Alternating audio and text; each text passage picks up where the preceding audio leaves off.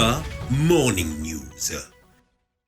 Le point sur les opérations de sécurisation des femmes, c'était à la rencontre du point de presse mensuel de la DIRPA, entendez par là la Direction de l'information et des relations publiques des armées. La célébration de la journée internationale pour l'abolition de l'esclavage, nous aurons des précisions dans cette édition. L'actualité à l'international Guadeloupe, le barrage de la Boucan, bastion de la contestation. Mesdames et messieurs, bienvenue au journal sur Joliba TV News. La maison des aînés de Bamako a accueilli ce jeudi 2 décembre 2021 le lancement de la journée mondiale et du mois de la lutte contre le VIH-Sida. Plusieurs points étaient à l'ordre du jour, notamment le point du VIH-Sida dans notre pays et des messages de sensibilisation afin de réduire la chaîne de propagation de cette épidémie. Adama Sanogo nous fait le point. À l'instar de la communauté internationale, le Mali célèbre ce 2 décembre 2021 la journée mondiale de lutte contre le VIH et le sida.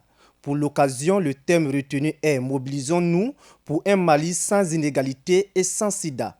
Ce thème plus qu'évocateur nous interpelle tous particulièrement. Il nous interpelle parce qu'il nous demande de revoir comment nous travaillons et de nous demander que pouvons-nous faire ou bien que devons-nous faire autrement pour que le Mali soit au rendez-vous de l'élimination du sida à l'horizon 2030. Ce fut également un lieu pour notre interlocuteur de faire le point du VIH-Sida au Mali. 90% des personnes séropositives connaissent leur statut sérologique. 90% des personnes séropositives ont accès au traitement et 90% des personnes sous traitement ont une charge virale indétectable.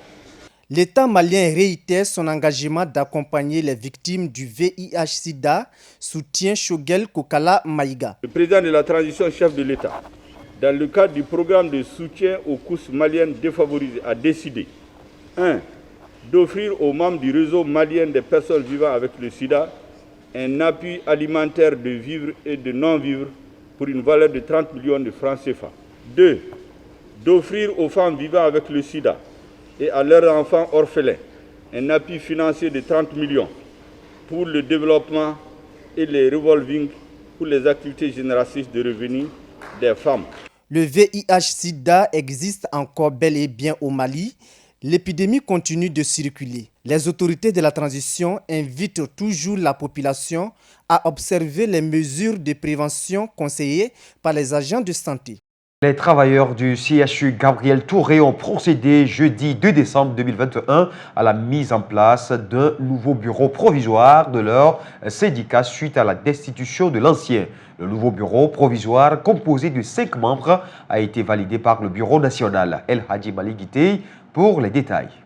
Le divorce entre les travailleurs du centre hospitalo-universitaire Gabriel Touré et leur comité syndical est désormais acté. Après un bon moment de désaccord entre les deux parties, les travailleurs du CHU Gabriel Touré ont décidé de changer de direction en destituant l'ancien bureau et en procédant à la mise en place d'un nouveau bureau provisoire pour mener pacifiquement les négociations avec les autorités. Parce que là, on ne se retrouve pas par rapport aux négociations, on n'a pas vraiment la vraie version des choses. Et puis tous les préavis déposés sont contre avis du personnel. Parce que les dernières assemblées l'ont attesté. En fait, ils ont appelé les gens pour dire qu'ils ont des revendications à déposer. On les a dit, bon non, allez-y à table ronde pour négocier. Parce que là, le Gabriel n'est pas dans une situation propice de grève. Cette destitution fait suite à une assemblée générale tenue auparavant et surtout une pétition qui a été largement signée par le corps personnel. Ainsi, le nouveau bureau provisoire, composé de 5 personnes, a été validé par le bureau national exécutif qui a assuré de les accompagner. On va les surveiller, on va les conditionner, on va les éduquer. Parce que quand on dit les syndicats, il faut être éduqué d'abord. On va les éduquer en tant que bureau national, en tant qu'exécutif. Et on va aussi leur donner les conseils en même temps avant le renouvellement, parce que le service ne peut pas rester sans un comité syndical. Le bureau provisoire qui est contre les grèves intempestives veut jouer la carte de l'apaisement. Là où nous sommes, nous on a besoin que le Gabral avance et non les grèves intempestives qui n'ont pas d'intérêt ni pour les usagers ni pour nous-mêmes, parce que nous on bénéficie des ressources de Gabral. Si on va en grève, chaque jour que nous partons en grève, on perd 7 à 10 millions. Alors ça n'arrange pas même les contractuels, à plus forte raison, nous-mêmes qui sommes là. Ainsi, il s'engage à entamer dans les jours à venir les démarches avec les autorités pour l'annulation des préavis de grève déjà déposés. Je l'évoquais dans les titres, la direction de l'information et des relations publiques des armées, DIRPA, a tenu jeudi 2 décembre 2021 dans ses locaux sa traditionnelle conférence de presse mensuelle.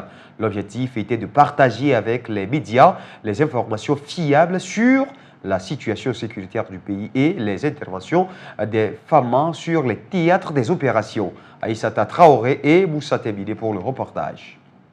Présidée par le directeur de la DIRPA, cette conférence de presse se veut un cadre permettant de créer la confiance entre les forces de défense et les hommes des médias. Dans le cadre d'une évaluation générale de la situation sécuritaire, on peut dire aujourd'hui que les groupes armés terroristes conservent toujours leur capacité de nuisance sur le terrain.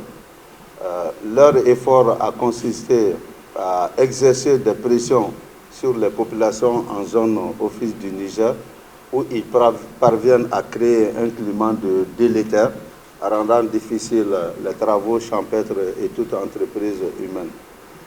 Pour contenir cette situation, les FAMA sont restés à pied d'œuvre auprès des populations dans les zones de défense sur le théâtre des opérations, en consacrant d'importants efforts pour la fluidité des axes logistiques majeurs et en sécurisant les travaux champêtres. Selon le premier responsable de la cellule de communication de l'armée, le mois de novembre a été marqué par une accalmie quant aux attaques terroristes contre les forces armées maliennes. Cependant, les opérations de sécurisation restent concentrées dans la zone office du Niger. Donc le Frago Keletigi, comme je le disais tantôt, c'est des ordres d'opération qui sont donnés dans une opération globale.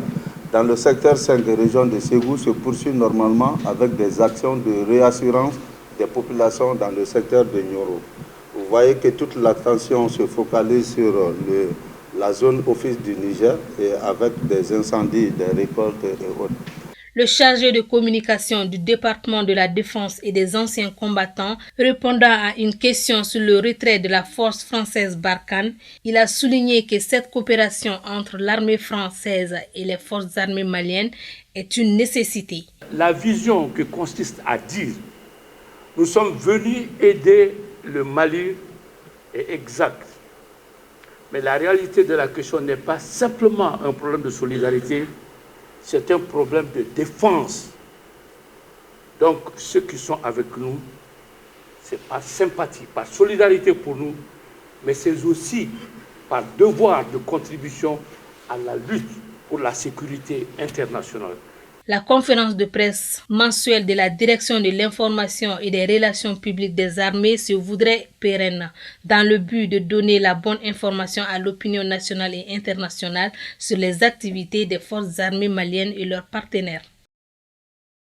Le jeudi 2 décembre 2021, une conférence débat a été animée à l'hôtel Radisson de Bamako pour le mouvement, en tout cas par le mouvement pour la sauvegarde des droits humains MSDH sous le haut parrainage de la Commission nationale des droits de l'homme CNDH.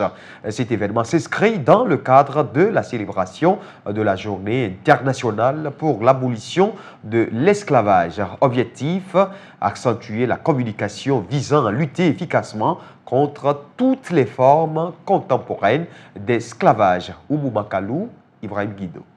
La Journée internationale pour l'abolition de l'esclavage commémore l'adoption par l'Assemblée générale des Nations unies de la Convention pour la répression et l'abolition de la traite des êtres humains et de l'exploitation de la prostitution d'autrui du 2 décembre 1949. Pour cette deuxième édition, sous le thème « L'esclavage par ascendance, un frein pour la cohésion sociale », Il s'agira de mettre un accent sur la communication afin de combattre de manière efficace toutes les formes d'esclavage. L'objectif de cette journée est d'accentuer la communication visant à lutter efficacement contre toutes les formes contemporaines d'esclavage telles que les traites des êtres humains, l'exploitation sexuelle, le travail des enfants, les mariages forcés et le recrutement forcé d'enfants dans les conflits armés.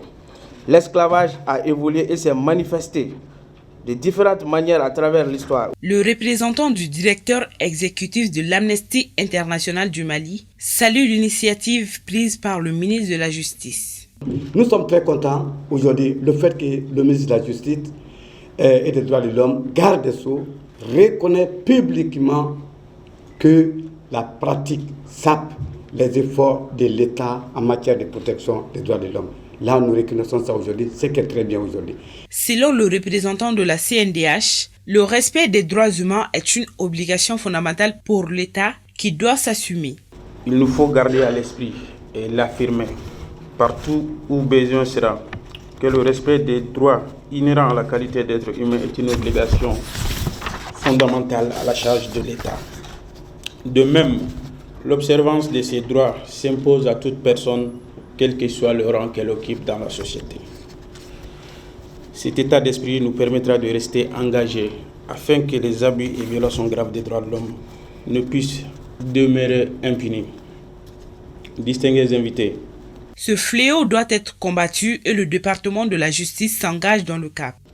L'esclavage par ascendance est une pratique dénoncée dans tous les rapports des organisations de défense des droits de l'homme, constitue un phénomène qui sape les efforts de l'État en matière de protection et de promotion des droits de l'homme dans notre pays. C'est pourquoi tout doit être entrepris en vue de le combattre sous toutes ses formes, voire l'éradiquer. Le département de la justice en fera une priorité. L'esclavage n'est pas seulement un vestige du passé, mais une réalité tristement actuelle. Selon l'Organisation internationale du travail, plus de 40 millions de personnes sont victimes du travail forcé à travers le monde. L'esclavage est un terme recouvrant plusieurs pratiques telles que le travail forcé, la servitude pour dette, le mariage forcé et la traite d'êtres humains. Cela implique des situations d'exploitation qu'une personne ne peut refuser ou quitter en raison de menaces, de violences, de contraintes ou d'abus de pouvoir. Le service Orange Money baisse encore ses frais de retrait d'argent. Désormais, les frais sont fixés ainsi 1% pour les montants entre 0 et 1 million et 10 000 francs CFA pour les montants supérieurs à 1 million de francs CFA. Cette baisse est un ouf de soulagement pour la population. Sirandouba et Ibrahim Guido ont promené leur micro en ville pour recueillir l'avis de la population. Écoutons-les. Ça a été une très bonne chose. De toute façon, Orange nous range beaucoup. Orange nous range beaucoup parce que si ce n'était pas l'Orange au Mali, ici, là, nous les pauvres, on n'allait pas avoir accès au téléphone. Vraiment, je suis très content de leur diminution de prix de retrait. Vraiment, je suis très content. Ça nous arrange beaucoup même. Beaucoup même, vraiment. Ça nous arrange beaucoup. Vraiment, ça a été une très bonne chose. Oui, c'est à Djaraneva. J'apprécie énormément cette réduction. Notre plus grand problème était le coût élevé des tarifs de retrait. Je serais beaucoup plus content s'il réduit davantage les frais de retrait. J'aurais appris que ceci a été possible grâce à la concurrence avec d'autres opérateurs et Orange Money Mali. Nous serons là pour que les clients puissent se faire au connaît hakilina de quoi.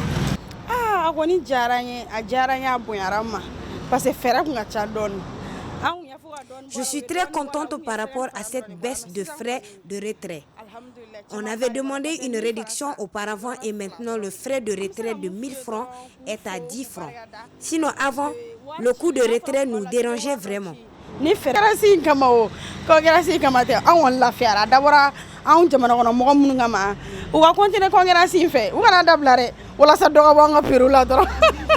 À présent, l'image du jour consacrée à la vallée sacrée des Incas. La vallée sacrée des Incas ou vallée de l'Urubamba est située dans les Andes du Pérou, près de la capitale de l'Empire Inca, Cusco, à une altitude moyenne de 2800 mètres d'altitude au-dessus du site sacré de Machu Picchu. La vallée se trouve entre le long de la rivière Urubamba, la rivière sacrée qui a creusé cette vallée et est alimentée par les nombreux affluents qui descendent des vallées et gorges attenantes. Cette zone où l'on parle toujours l'Aïmara et le Quechua regroupe de nombreux sites archéologiques, bourgades et villages datant de l'époque incaïque. La vallée était particulièrement appréciée par les Incas pour ses caractéristiques géographiques et climatiques et pour sa fertilité. De nos jours, champs de maïs et potagers y prospèrent alternant avec des forêts fournissant le bois nécessaire pour la région. Elle est en outre un des principaux sites de l'extraction des richesses minérales du Pérou. Au-dessus de la vallée sacrée se trouve le village troglodyte de Pichicoto, où les salines de Mara sont exploitées par des familles de la communauté paysanne, village situé sur le plateau qui surplombe la vallée. D'autres communautés comme celle de Kancha et de Pachak, perchées au fond des quebradas adjacentes à la vallée, font aussi partie de ce groupe culturel très distinct parmi les communautés indigènes des Andes de la région. Suivons à présent l'actualité internationale avec Fanta Diarra. En Guadeloupe, il est devenu difficile de traverser l'épais barrage du pont de la Boucan, bastion de la contestation qui secoue l'île antillaise depuis 2 semaines. Les voitures sont garées par centaines sur le bas-côté en amont. Les habitants passent à pied pour se ravitailler, aller travailler ou toute autre activité. Impossible de traverser l'épais barrage du pont de la Boucan. Des carcasses de voitures brûlées, des débris en tout genre parfois enflammés ou encore une benne à ordures renversée bloquent l'entrée du pont, qui enjambe la grande rivière, le plus long cours d'eau de l'île à Goyave. Écoutons Robert, une habitante de Petit-Bourg. C'est bien que c'est déblayé pour qu'on puisse aller travailler, oui, mais en même temps, je comprends les jeunes. Je comprends les jeunes parce qu'ils n'ont pas de travail et la vie est très chère. On survit, je dirais même on survit en Guadeloupe, on ne vit pas, on survit. Gina, vieille militante, avait activement participé à cette dernière grande mobilisation sociale, longue de 44 jours. C'était extraordinaire, se souvient-elle, montrant fièrement une photo d'elle en action. 2009 était plus un mouvement des syndicats. Le tourisme au Maroc risque de recevoir le coup de grâce après l'annonce brutale de la fermeture des frontières en raison du variant Omicron. S'alarment les professionnels de ce secteur vital pour l'économie du royaume. Khalid Moubarak, secrétaire général de la Fédération nationale des agences de voyage du Maroc. Nous avons atteint la 3e dose du vaccin et nous avons ouvert les frontières, ce qui nous a permis d'organiser des voyages au Maroc et à l'étranger. Nous étions très optimistes avec l'arrivée du nouvel an, une période qui attire de nombreux touristes au Maroc. Mais cette décision nous a pris par surprise. Nous ne sommes pas contre, mais nous étions au bord de la faillite. Maintenant, on a mis le pied dans la faillite. Hier, certains voyagistes ont vendu des séjours hors du Maroc vers la Turquie, Dubaï et la Omra à des voyageurs qui étaient encore dans l'avion lorsque la décision a été prise. Nous devons maintenant rapatrier ces voyageurs. Les compagnies aériennes ont mis en place des vols spéciaux pour ces voyageurs, mais les prix sont trop élevés et la plupart de ces coûts seront payés par les agences. Si en 2019, les recettes du secteur touristique avoisinaient 80 milliards de dirhams pour 13 millions de touristes, elles avaient chuté de 65% début 2021 à 28 milliards de dirhams selon les chiffres officiels. Les nuitées d'hôtels ont suivi la même tendance en s'effondrant de 25,2 millions en 2019 à 7 millions en 2020, soit une diminution de 72%.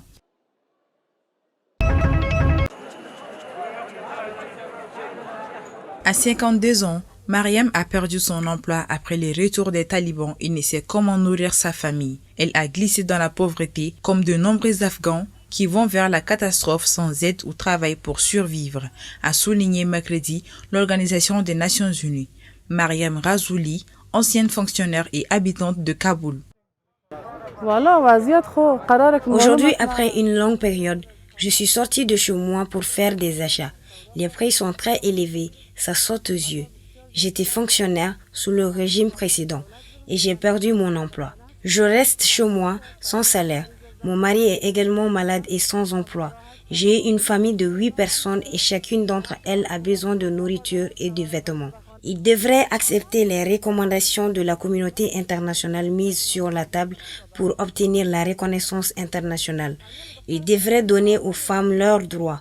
Ma fille est la première de sa classe en 7e année, mais elle me demande tristement chaque soir quel sera mon avenir. Que dois-je faire? Aujourd'hui, elle est en 7e année, assise dans un coin de la maison et s'inquiète pour son avenir. Farid, un vendeur sur le bord de la route, se prononce.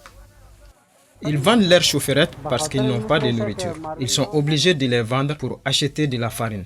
Tout le monde a besoin de chauffage, mais le problème est qu'ils ont aussi besoin de chauffage. Ils vendent leur chauffage pour acheter de la farine, du riz et de l'huile. Le prix de tout est très élevé. Ils vendent des articles valant des dizaines de mille d'Afghani pour 2000. Sinon, chaque famille a besoin de chauffage. Haji Dadgoul, président de l'association de la place monétaire. Sur le déblocage des Afghans gelés à l'étranger, il est évident que le commerce, les entreprises, les industries et la fabrication vont prendre et se mettre en marche. L'Afghanistan et ses quelques 40 millions d'habitants ont subi un choc fiscal sans précédent au niveau international, souligne le Programme des Nations Unies pour le développement PNUD dans ses perspectives socio-économiques de l'Afghanistan 2021-2022 publié ce mercredi. Par comparaison, il a fallu 5 ans à la Syrie en guerre pour connaître la contraction que l'Afghanistan a subie en 5 mois, explique la directrice du PNUD pour l'Asie et la Pacifique Kani.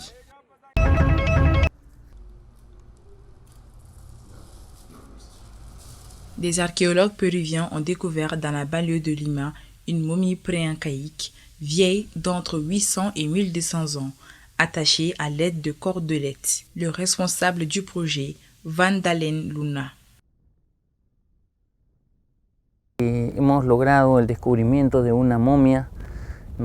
Nous avons réussi à découvrir une momie qui était située à l'intérieur d'une structure funéraire de forme conique souterraine et lorsque nous avons vu les caractéristiques, il s'agissait d'une momie qui était attachée avec des cordes.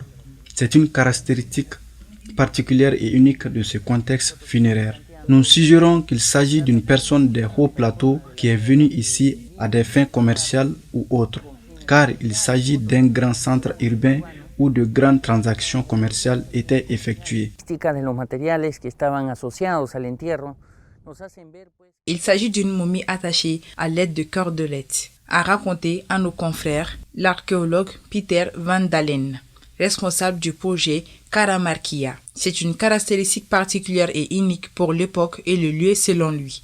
Le squelette d'un cochon d'Inde et celui d'un autre animal qui pourrait être un chien ont été mis à jour dans la même chambre funéraire, qui contenait également des restes de maïs et d'autres végétaux. Selon M. Van Delen, Karamarkia était un important centre urbain d'environ 10 000 à 20 000 habitants, construit vers l'an 200 avant Jésus-Christ et qui est resté occupé jusqu'au XVIe siècle de notre ère.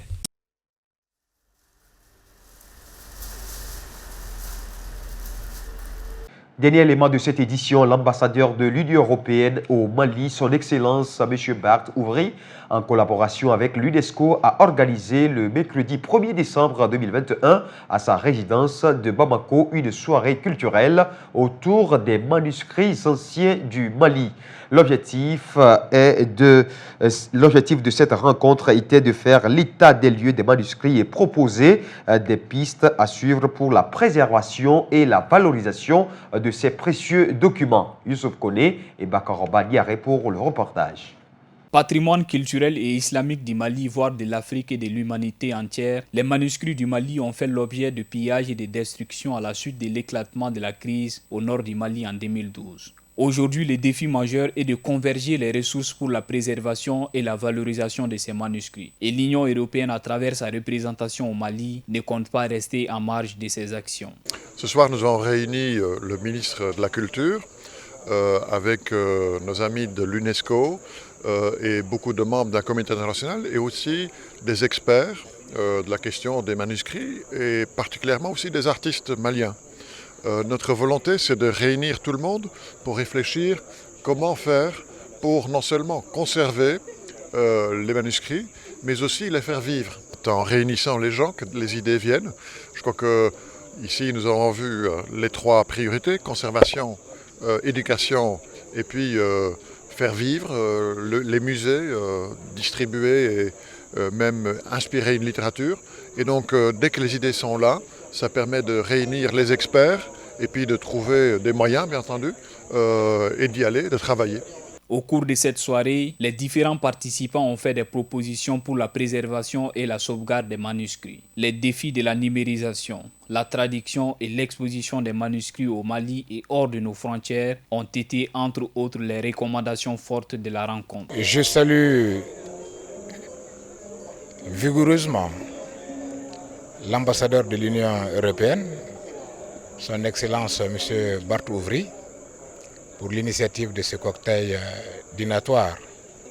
Ce cocktail dînatoire a été l'occasion pour échanger sur les enjeux des manuscrits, enjeux portant sur les nombreux défis auxquels sont confrontés ces manuscrits, à savoir le défi de la préservation, de leur sauvegarde, mais également le défi de la valorisation, mais aussi les défis de l'exploitation des contenus de ces manuscrits. Engagé depuis des années pour la préservation et la valorisation des manuscrits, l'ONG Savama salue cette initiative de l'Union européenne qui est une première au Mali, au dire des responsables de l'organisation. C'est une belle initiative, très importante.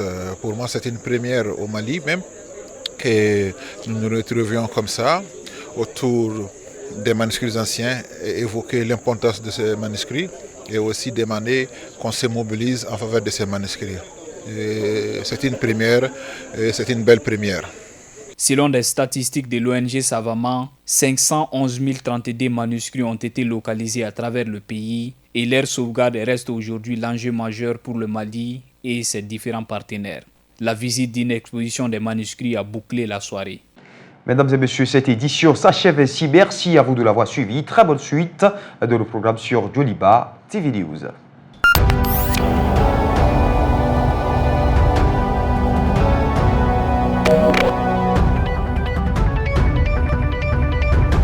Djoliba Morning News.